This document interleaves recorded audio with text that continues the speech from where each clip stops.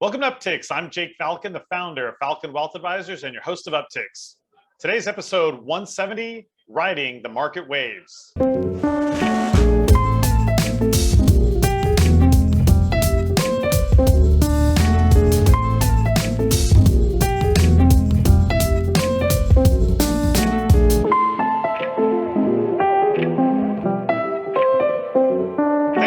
Joining me back on another show of Upticks. I hope all of you out there are staying safe and healthy during this horrible pandemic.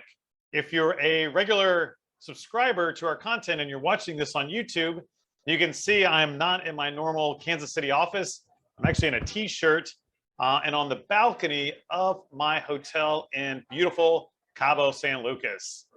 Yes, down in Mexico working, much to Rachel's dismay. But I thought it'd be fun to do a podcast offsite for once. We're down here. One of our best friends from high school is getting married. And so took a week to come down here, played some golf, going to the wedding here on Saturday. And it's really gorgeous. If you've never been to Cabo, I do highly recommend it. Maybe I'll do a show on resort tips and tricks because I'm learning a lot being down here. One of which is I'm steering clear of the timeshare pitch.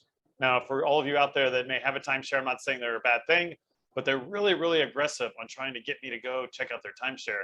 And I don't really want to do that because I'm not looking to buy a timeshare. Anyways, but again, I'm not saying they're bad. It's interesting how aggressive they've been to try to get people to take their tour. But for today's topic, I wanted to talk about riding the market waves. And hopefully this is coming through, but you can see the ocean from my balcony. And as I'm sitting out on my balcony every day, I'm thinking, wow, what a perfect concept here to help our clients understand that they need to be comfortable riding market waves. And one of the biggest causes of a recent volatility we've had in the market is inflation is starting to surface, pun intended, is surface back into the economy. And it's been many, many years since our economy in the United States has realized inflation. Now, you can blame Biden, you can blame COVID, you can blame the ships offshore, supply chain issues with China. You can blame the government for pumping in all the money into the system. Regardless, none of that really matters. Inflation actually is a healthy thing for an economy. The worst thing for an economy is deflation. And if you think about deflation, that's when prices of goods are going down. And you may say to yourself, well, Jake, I would be okay with that if things got cheaper. But the problem is with deflation is that if goods and services start costing less, consumers, you and I, start waiting to make our purchases. And when we wait to make our purchases, companies that make those products sit on inventory. And as a result, they make less money. And so that actually hurts the market more is deflation, not inflation. Now, inflation is a lot psychological. People start buying things up quickly because they think the prices are going to continue to skyrocket. And that's why you've seen volatility in the market, because what's happening is inflation is creating some sort of uncertainty that hasn't really presented itself in a while. And so you see the market get more volatile. Now, most advisors will just tell you, yeah, you got to ride the market up and down. But I want you to really think about if you're invested in stocks, and most all of our clients at Falcon Wealth Advisors have some stock component in their portfolio, you want to understand why you're investing in stocks. And the reason we invest in stocks for our clients is the number one reason is to protect purchasing power. And this leads everything back to inflation. See, if you leave everything in cash in your bank and you just live off of it and you don't experience any growth, well, ultimately, not everybody, but ultimately most people will have a hard time keeping up with inflation and they'll run a real risk of depleting their nest egg. So we buy stocks in a portfolio in order to grow their portfolio faster than inflation, or also grow it faster than they're spending it. Now, stocks, though, they have something called a risk premium, and that's a reward that you get for being able to stomach this up and down volatility or these constant waves of cycles, of market cycles. Now, the most important thing, though, when you're investing in stocks is that you don't want to have to access that money when a wave is down or when we're in a bad economic cycle or when the market crashes, right? Just like a wave, the market does crash. So for our clients in an ideal situation, we like to have at least 10 years worth of income, not in stocks. And at a minimum, we want to have 5 years worth of income, not in stocks. So if you're spending, just rough math, if you're spending $100,000 a year from your portfolio, a lot of clients aren't, but let's say that you are, then that would mean at a minimum, we want $500,000 not in stocks. And the rest of your portfolio, we feel completely comfortable having that in a combination of dividend and growth and small and large and international and US and gold and commodities and all the different things that make up a well-diversified stock portfolio. But the reason you don't want money, short-term money in stocks is because I can hear them, at least you might not be able to hear them on microphone, but the waves crash, right? And when the market crashes and pulls back, or even has a rough week like we've had here recently, you don't want to have to sell stocks in order to fund that lifestyle. Because then what you're doing is you're selling stocks at a low. And that, in my opinion, is one of the most damaging things you can do to a well-diversified portfolio is sell when the stocks are low. And that actually leads me into one of my newer segments that I've started, which is called Real Client Stories.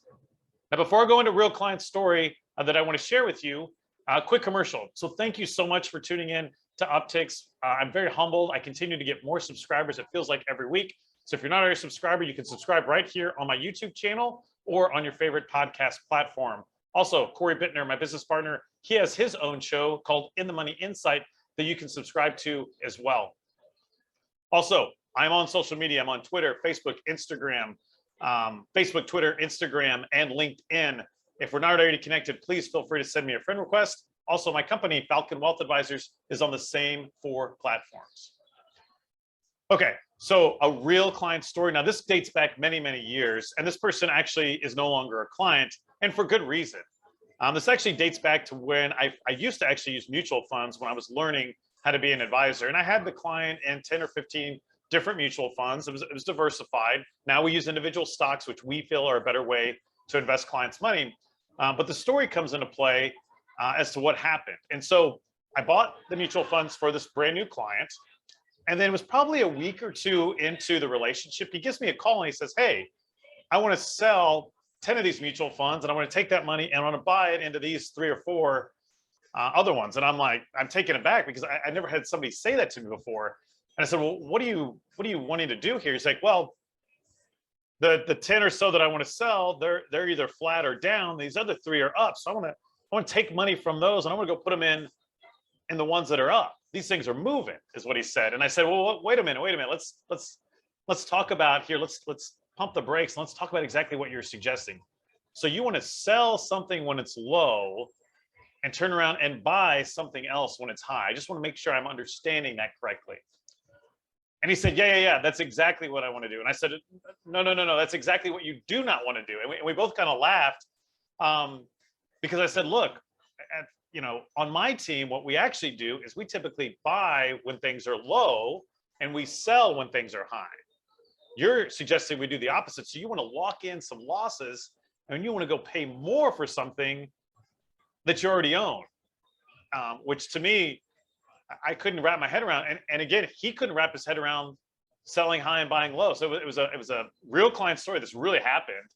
And again, we chuckled about it, but we agreed to go our separate ways. I said, look, as your advisor, I'm not going to lock in losses to go pay more for something else. To me, that makes no sense. And, it's your money. Obviously, you can go do whatever you want with it, but you're not going to do that with me. I'm not going to charge you a fee to do something like that because I think you're doing permanent damage to your portfolio.